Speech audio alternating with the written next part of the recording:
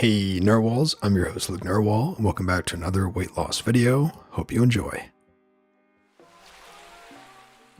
Accepting the possibility of failure helped me to lose weight.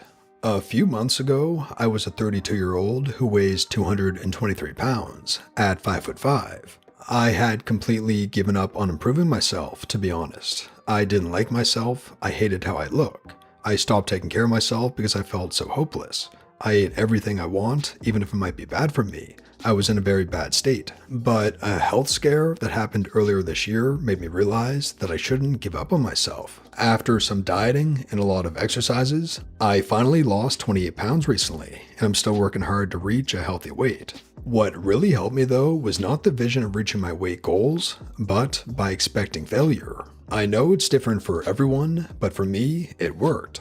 I cannot give a lot of advice since I'm still not in the place to do that, but honestly, just embrace the possibility that you might fail when it comes to losing weight.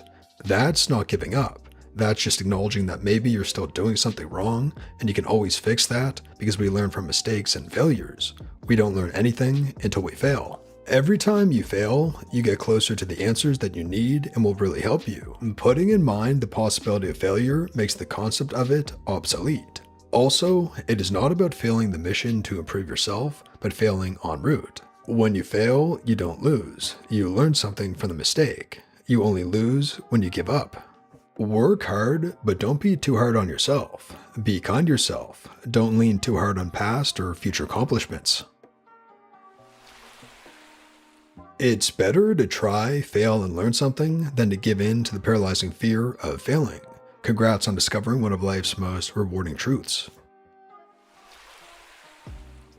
I took a similar but different approach. I made my 3 main goals out to be don't quit goals.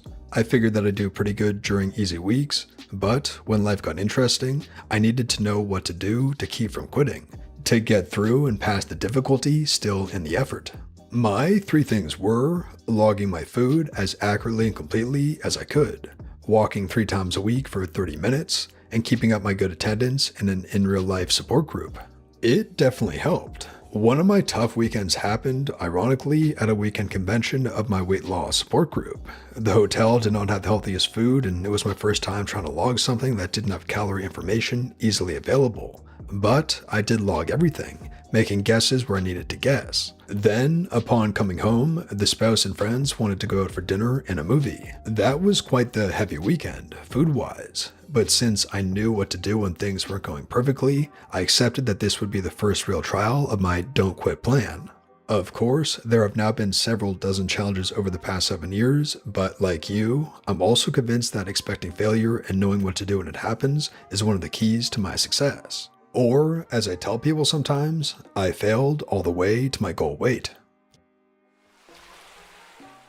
This is excellent advice. I'll be honest, when I started, I didn't think I'd succeed. I didn't tell anyone, so no one would remark on any lack of progress or backsliding. I wanted to try though, just to try. As I went along, I was actively learning new things and experimenting. Some things helped and I incorporated them, others didn't and were discarded. I experimented on myself in a systematic, scientific fashion, and as you say, every failure was informative and educational, and then progressed into the next phase of action. I built an entire system of small things that made it easier to succeed than to fail. A variety of satiating and tasty options for each meal so that I didn't get bored with what I was eating. Meals or individual foods of known caloric count so that I didn't have to weigh or measure to track. I could just grab it and eat, etc. I also incorporated things that weren't directly diet related that I could focus on, so that I wouldn't be too terribly frustrated and disheartened during stalls, like fitness goals and fun hobbies. Some were very small goals that if I did a certain easy thing, it counted as success for that day, so that I had a series of small wins to keep me moving forward. Much to my surprise at times, still, 2 years later, it worked. I have succeeded at so many small things that I've done what I never thought I could do. I am at a normal weight for the first time in my adult life. If you asked me even 3 years ago if I could do this, I would have laughed and said no, that I'd fail. Well, I did fail sometimes, but I also persevered, so I suppose I can say I failed my way to eventual success. Probably. I'm not done quite yet, and then comes the whole new adventure of failing at maintenance to tackle. This time around, I think I might actually be able to manage that, provided I persevere at things that work. Quote, what really helped me though was not the vision of reaching my weight goals, but by expecting failure. End quote.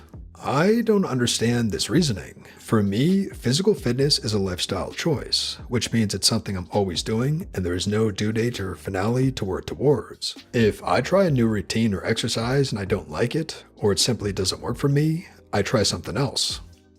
I think that you and the original poster might actually be using different language to talk about the same thing. You talk about understanding that sometimes a routine does not work for you, so you try something else.